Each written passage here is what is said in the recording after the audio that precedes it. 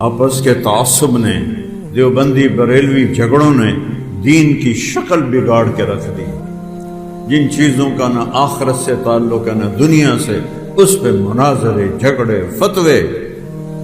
یہاں ہمارے بچے دہریے ہو رہے ہیں، ملحد ہو رہے ہیں، اسلام چھوڑ رہے ہیں، لڑکے آپس میں شادیاں کر رہے ہیں، لڑکیاں آپس میں شادیاں کر رہی ہیں، اور یہ نماز جنازہ کے بعد دعا کیوں کروائی اور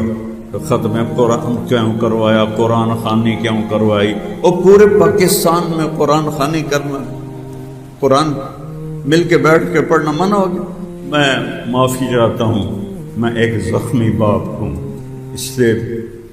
پاگل پن میں کچھ جملے میں بول گیا ہوں۔ بسم اللہ الرحمن الرحیم۔ السلام علیکم ورحمۃ اللہ وبرکاتہ۔ مولانا طارق جمیل صاحب نے اپنے بیٹے کی محبت میں آ کر ان کے جنازے کے بعد ان کی بخشش کے لیے جو دعا کرائی ہے، اس پر علماء دیوبند نے کئی سے کئی اعتراض کیے ہیں، اور بعض نے کہا کہ یہ بدعت کام ہے، یہ بدعت ضلالہ ہے، اس کو بدعت ضلالہ کہا گیا ہے۔ تو میں ان علماء کرام سے سوال کرتا ہوں، مجھے کوئی ایک ایسی حدیث دکھا دیں جو صحیح بخاری میں موجود ہو، صحیح مسلم میں موجود ہو، یا جامع ترمذی میں موجود ہو، یا سنن ابو داؤد میں موجود ہو،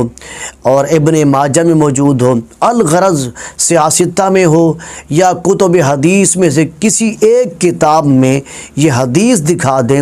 جس میں اللہ کے نبی صلی اللہ علیہ وآلہ وسلم نے ارشاد فرمایا ہو کہ جنازے کے بعد دعا نہ کرو۔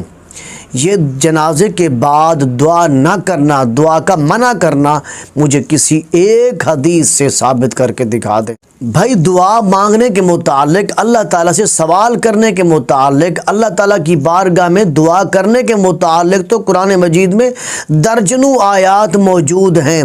اللہ تعالیٰ نے ہر عبادت کا ایک وقت مقرر کیا ہے، لیکن دعا کا کوئی وقت مقرر نہیں۔ آپ کو جس وقت چاہیں، آپ جس وقت چاہیں اللہ تعالیٰ سے دعا کر سکتے ہیں،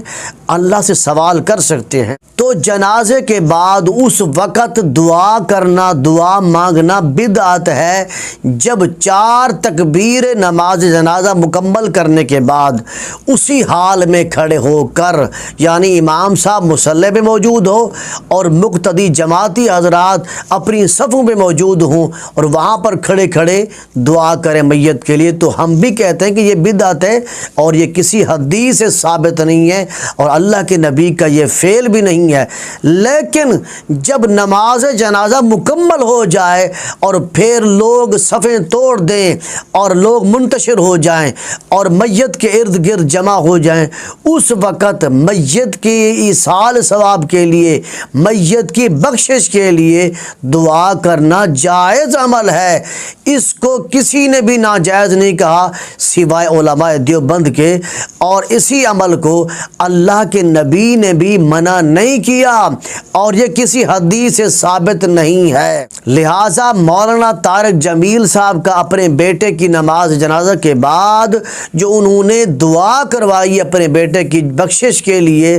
مولانا صاحب کا یہ عمل بالکل جائز عمل تھا، اس کو بدعت نہیں کہنا چاہیے۔ اور اسی طرح مولانا طارق جمیل صاحب کا اپنے بیٹے کے ایصال ثواب کے لیے تیسرے دن قرآن خوانی کرنا بھی جائز عمل ہے۔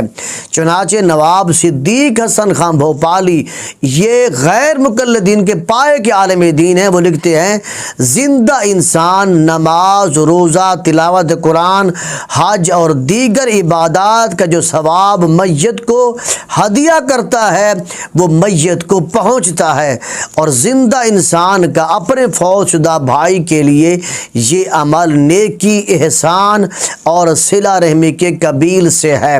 اور تمام مخلوقات میں جس کو نیکی اور احسان کی سب سے زیادہ ضرورت ہے وہ میت ہے، کیونکہ اب وہ نیک اعمال کرنے سے عاجز ہے، یعنی میت پھر اپنے فوت شدہ بھائی کے لیے عبادات کا ہدیہ پیش کرنا ایک نیکی ہے، اور ہر ایک نیکی کا 10 گنا اجر ملتا ملتا ہے، سو جو شخص میت کے لیے ایک دن کے روزہ یا قرآن مجید کے ایک پارے کی تلاوت کا ہدیہ پیش کرتا ہے، اللہ تعالیٰ اس کو 10 روزوں اور 10 پاروں کا اجر عطا فرمائے گا۔ اب میں ان لوگوں سے سوال کرتا ہوں جن کا تعلق غیر مقلدین کے ساتھ ہے، جن کا تعلق اہل حدیث علماء کرام کے ساتھ ہے، وہ ان سے سوال کریں، پوچھیں کہ نواب صدیق حسن خان بھوپالی جو پائے کے عالم دین تھے، ان کا نظریہ یہ ہے کہ زندہ انسان نماز روزہ باقی ایصال ثواب جو کرتا ہے اس کا ثواب میت کو پہنچتا ہے، تو آج کے اہل حدیث علماء کرام یہ بیان کیوں نہیں کرتے، اپنی عوام کو یہ کیوں نہیں بتاتے؟ اور اسی طرح میت کے ایصال ثواب کے متعلق علماء دیوبند کا نظریہ یہ ہے کہ شیخ انور شاہ کشمیری لکھتے ہیں کہ میت کی طرف سے قرضوں کو ادا کرنا، میت کی طرف سے صدقہ خیرات کرنا اور دیگر تمام عبادات معتبر ہیں۔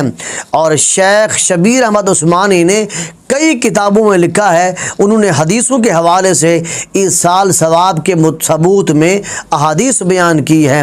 اور اس کے بعد لکھا کہ ان احادیث اور آثار کے علاوہ بکثرت احادیث اور آثار موجود ہیں اور حد تواتر تک پہنچے ہوئے ہیں، اور ان عبارات سے معلوم ہو گیا کہ علماء دیوبند کا بھی نظریہ یہی ہے کہ میت کو ایصال ثواب کرنا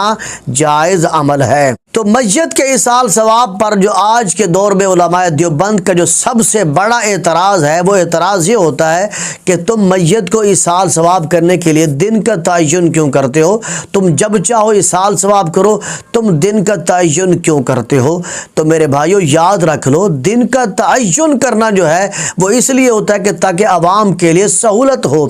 تو عوام کی سہولت کے خاطر ہم دن کا تعین کرتے ہیں،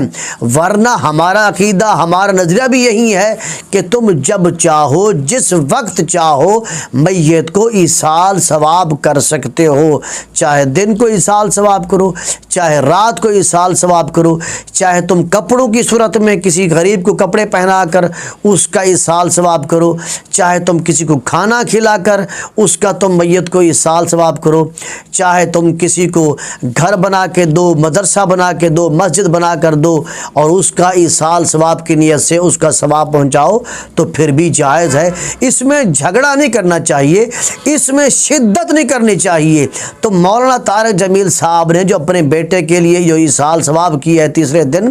انہوں نے عوام کی سہولت کے لیے کیا تھا، تو اللہ تعالیٰ نے مولانا طارق جمیل صاحب کو بہت سارا خزانہ عطا فرمایا ہے، ان کے پاس بہت سارا مال موجود ہے، اللہ نے ان کو دولت عطا فرمائی ہے، تو اگر انہوں نے اپنے اس دولت کو، اس مال کو اپنے بیٹے کے ایصال ثواب پر جو انہوں نے خرچ کیا ہے، خیرات کی ہے، لنگر تقسیم کیا ہے، تو بھائی اس پر اعتراض نہیں کرنا چاہیے۔ اگر تم شریک نہیں ہونا چاہتے تو پھر نہ ہو، لیکن اس پر اعتراض تو نہیں کرنا چاہیے۔